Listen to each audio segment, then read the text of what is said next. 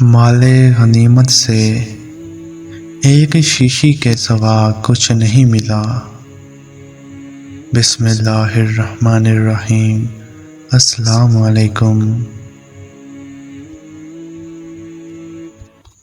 حضرت معاذ بن علا رحمۃ اللہ علیہ اپنے دادا سے روایت کرتے ہیں،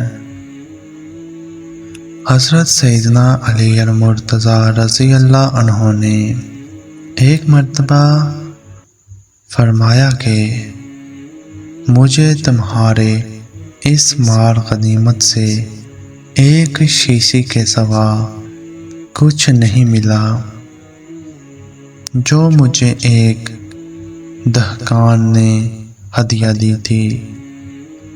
پھر آپ رضی اللہ عنہ بیت المال تشریف لے گئے اور اس میں جو کچھ تھا اسے تقسیم فرما دیا۔